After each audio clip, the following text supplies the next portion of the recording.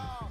Life for the famous, rich beyond my wildest dreams. I'm so shameless. Promised I wouldn't let it go once I grabbed it. But now I want more, and I'ma have it. Hey, what's up? LockEmUp Hoops Podcast. I'm Realistic Randy with Mastermind and Bowberry. Talk all things NBA from the West Coast, East Coast. I'm out in the Bay Area. You guys are out in Boston, but we get things done anyway. We're going to start this off with Steph Curry because how could we not? He's back after Bowberry said that he's finished. He's done. Down for the count. 1, 2, 3. You know, just wrestling, whatever you want to call it. Bowberry, Steph Curry's back now. How do you explain yourself, man?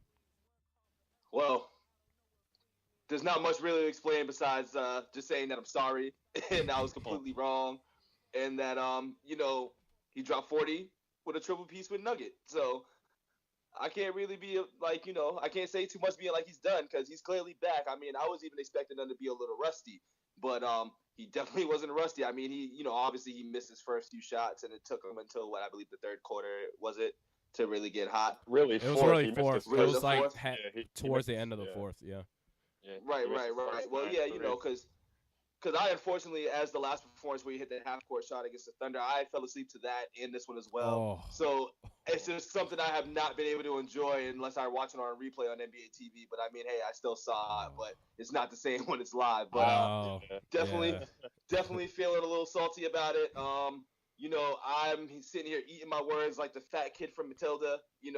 Just eating it because the whole time me and Realistic Randy been back and forth like he's done, man. He's done. He's like, what are you talking about? This is definitely just a setup. And damn, the man was right.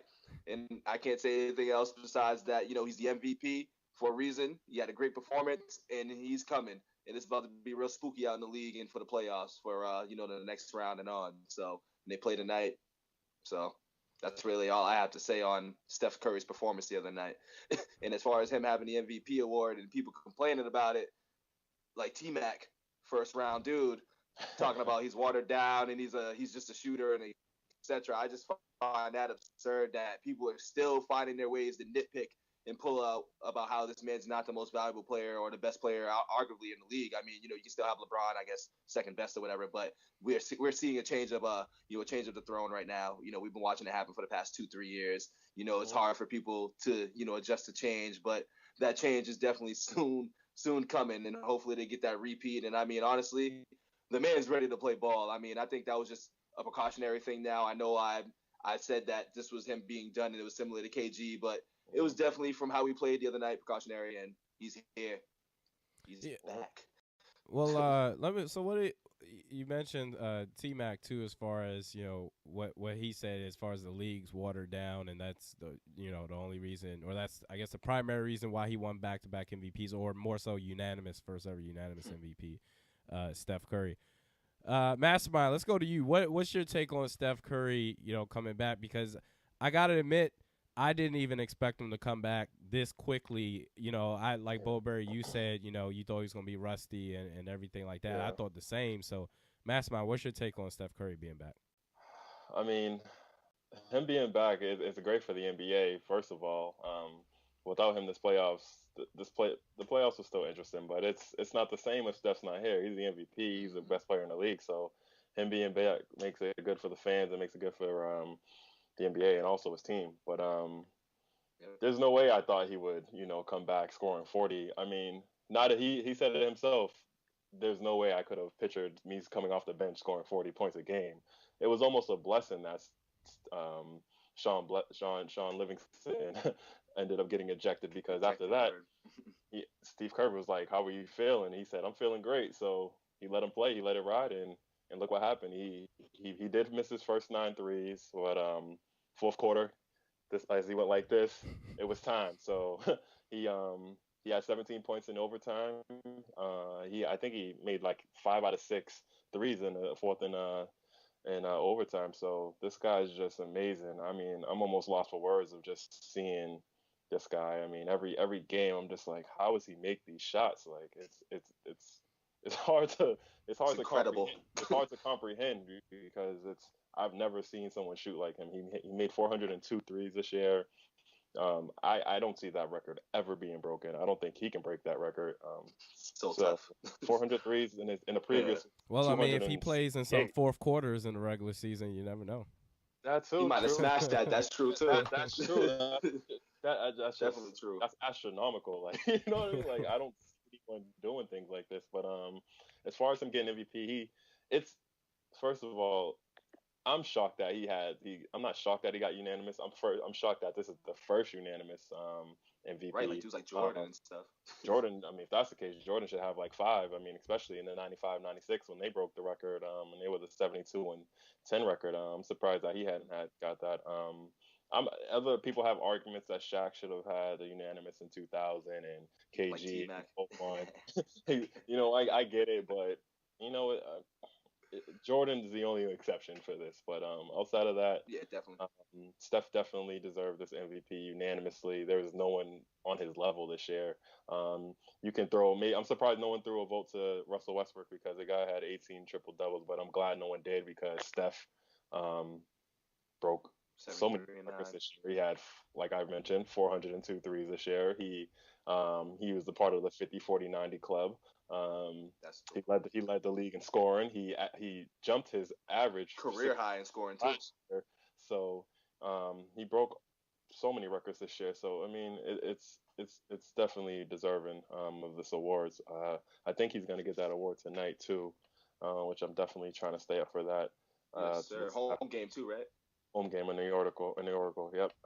As far as these old players still throwing their shade at Steph Curry, it's kind of disappointing because just let the man live. Like just watch greatness. You're not sure if you'll ever see a guy like him ever again. So just accept what he's doing, and we're not in the 1990s and 1980s. Just let him play. Like he's given what the league is, you know, with the rules. He's doing what he's supposed to do. He's dominating and he's doing it at a really high rate. So just let the guy live, and he's not, you know, throwing these guys shade. He let them live, and you know, so just let him live and just accept what he's doing. You know, wait until after he gets his championship. He'll have the laugh after that. So like the great Jay-Z said, let him be great, man. Exactly, just let him be great. But that's my take on Steph Curry.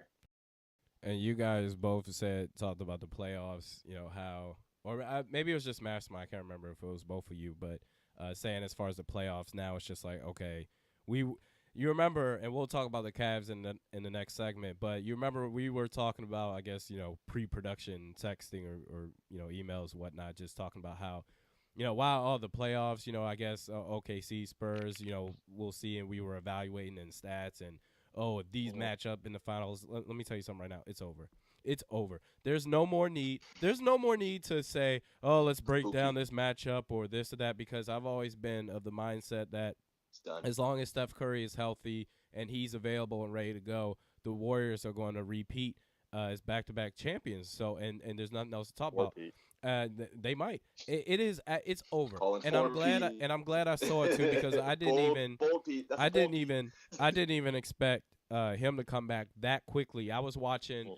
You guys mentioned he missed his first 9 3-point shots, but it wasn't like he was just terrible throughout the game. He was getting to the basket and making things happen. Mm-hmm. So I was like, and if you guys remember, and everybody out there that stayed up to watch this game, throughout timeouts and foul calls and everything like that, you know, some guys, they take practice shots, and then the opposing team, they'll smack it out the way like, no, you need to take your shots during game time.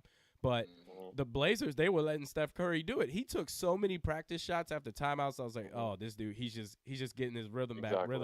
And I remember they don't know what they're doing. And I remember he was cheated. He was still, yeah, exactly. I remember he was still missing them in games and missing them throughout timeouts, but he finally made one after a timeout or something like that. I was like, oh, he might be back now. And he went off on a tear. This dude, man, I'm sorry, I have no problem saying this. We might be witnessing Jordan 2.0 as far as his impact. We whenever he plays, we have to stop what we're doing and watch. And the fact that whenever he plays, you can scheme up whatever it is you want. You can say, oh, we're gonna throw this at him or throw that. There is nothing you can do to stop this dude. It's over. This dude, if he keeps playing the way he's playing and the way he plays, he's not, and we talked about Tracy McGrady. and how the only reason he got the unanimous MVP, the league's watered down, everything like that. I don't understand what that means. If we think about it, in large part, the NBA by and large has always been top heavy, like Tracy McGrady was trying to say. It's always been a superstar league where only a couple of teams are really good and the rest aren't that so great. You know, even going back to the Jordan days or whoever. Yeah, you had Pistons here, you had, you and Knicks here to get in the way a little bit. You had there, here and there, but by and large there were 5 or 6 teams where you're like, okay, out of these teams, who are you picking? Serious but there's still but then there's 30 yeah. teams in the league, so it's always been that way. I think. And think about this. You always last got the top year, 16 for a reason. And after last year, after they won the championship, they were lucky. They faced all these injured, teams at point guard position, everything like that. Now the dude's gotten way better than he was last year, and that's saying something. He finished 6th in most improved player of the year. That's ridiculous. So I think it's like the first time in history that's happened too, being an MVP. I just don't understand the hate that's going toward this dude. It's like everybody it's because he's not 6'9" and dunking on people. Exactly. And I don't get it. Like, he's making people look foolish. There's nothing anyone can do. And people are just frustrated. So all they can do is just hate. I'm not saying T-Mac is a hater or anything like that, but I mean, what else do you want from him? He's doing the best he can with what he has.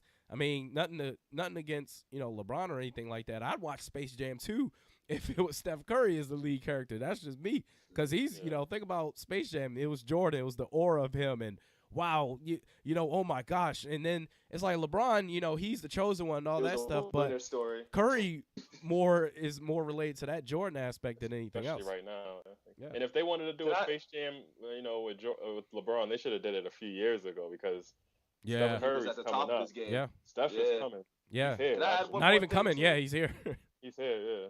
Go ahead. Just to piggyback off of, Curry being the second Jordan and everything, I'm just going to actually just, take what Charles Barkley was trying to say and just actually say it.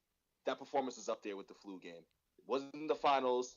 It wasn't like, it wasn't Jordan-esque. It was just a great performance on something that we saw what happened. We saw him hurt his knee. And also go ahead. No, go ahead. And that, remember I'm going to bring LeBron up, but that LeBron James game when he played against the Pistons when he had 29 consecutive points. That was great up too. There too. That's up there too. That was crazy too. Yeah. That was when I was actually almost becoming a fan of the guy, and then that's when the Jordan talks happened. And we're going to lead into that next segment soon. Yeah. So, actually, we're going to talk Cavs right now, or actually not right now. We're going to take a quick break. I want it all. Life for the famous, rich beyond my wildest dreams. I'm so shameless. Promised I wouldn't let it go once I grabbed it, but now I want more, and I'ma have it. Champagne dreaming, campaign teaming, so much.